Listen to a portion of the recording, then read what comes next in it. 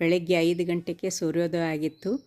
ನಾವು ಬೆಳಗ್ಗೆ ಗಂಗಾ ಸ್ನಾನವೆಲ್ಲ ಮಾಡಿ ಬಾಗಿನ ಎಲ್ಲ ಕೊಟ್ಟು ತಕ್ಷಣ ನಾವು ಕಾಶಿ ವಿಶ್ವನಾಥ ಮಂದಿರಕ್ಕೆ ಹೊರಟಿವಿ. ಇದು ನೋಡ್ರಿ ಮುಖ್ಯ ದ್ವಾರ. ಗಂಗಾ ನದಿ ಹತ್ತಿರದಲ್ಲೇ ಅದ. ಇದು ಕಾಶಿ ಕ್ಷೇತ್ರ ಬಹಳ ಪುಣ್ಯವಾದ ಕ್ಷೇತ್ರ.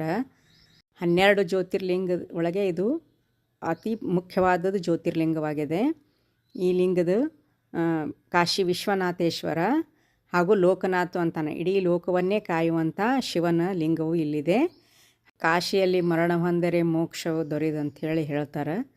ಇದು ಮೊಘಲರ ಆಳ್ವಿಕೆಯಿಂದ ಸ್ವಲ್ಪ ಎಲ್ಲ ನಾಶವಾಗಿ ಹೋಗಿತ್ತು.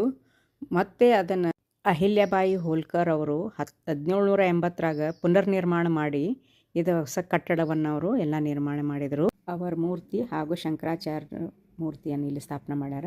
ಶಕ್ತಿಪೀಠವನ್ನು ಸ್ಥಾಪಿಸಿದರು ಶಂಕರಾಚಾರ್ಯರು. ಅದಕ್ಕೆ ಮೂರ್ತಿಯನ್ನು ಸ್ಥಾಪನೆ ಮಾಡಿ ಶಿವಪಾರ್ವತಿಯರು ನೆಲೆಸಿದಂಥ ಈ ಸ್ಥಳವು ಆನಂದಮಯವಾಗಿದೆ ಅಂತ ಹೇಳಿ ಇದಕ್ಕೆ ಆನಂದವನ ಎಂದು ಕರೀತಾರೆ. ವಿಶ್ವನಾಥ ಗುಡಿ ಮುಂಭಾಗದಲ್ಲಿ ಭಾರತ ಮಾತೆಯ ದೇವಾಲಯದ ಅಲ್ಲೂ ಕೂಡ ಈ ನಿಂತು ಭಾರತ ಮಾತಾ ಇದ್ದಾಳೆ.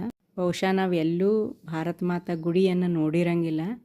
ಇಲ್ಲಿ ಮಾತ್ರ ಭಾರತ ಮಾತನ ಗುಡಿ ಅದ ಕಾಶಿ ವಿಶ್ವನಾಥ ದೇವಾಲಯದ